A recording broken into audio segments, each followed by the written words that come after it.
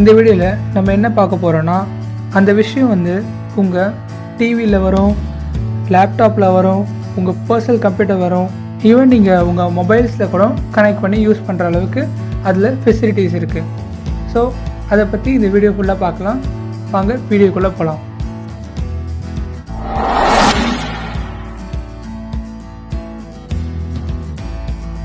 Welcome to Thala.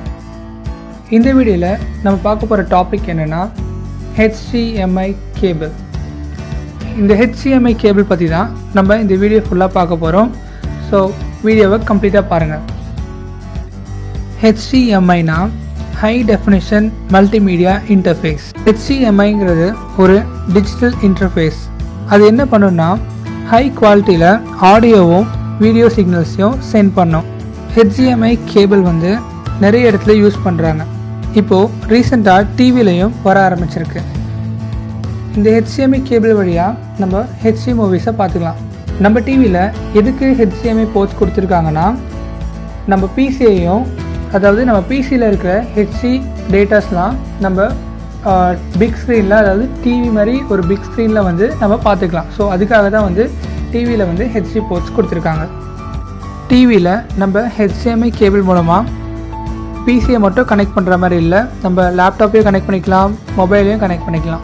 So mobile வந்து connect பண்ணுறதுக்கு USB option இருக்கும். ஸோ சப்போஸ் USB கேபிள் வந்து நம்மக்கிட்ட இல்லைன்னா USB போர்ட் வந்து டிவியில் வந்து உடஞ்சி போச்சு அப்படின்னா, நம்ம HDMI கேபிள் வச்சு ஒரு அடாப்டர் வாங்கி, ஸோ அந்த அடாப்டர் மூலிமா நம்ம மொபைலையும் கனெக்ட் பண்ணி நம்ம மொபைலில் இருக்க டேட்டாஸ்லாம் பார்த்துக்கலாம். அதிலே எனக்கு தெரிஞ்சு நம்ம HDMI கேபிளில் 4K வரைக்கும் பார்க்கலாம்.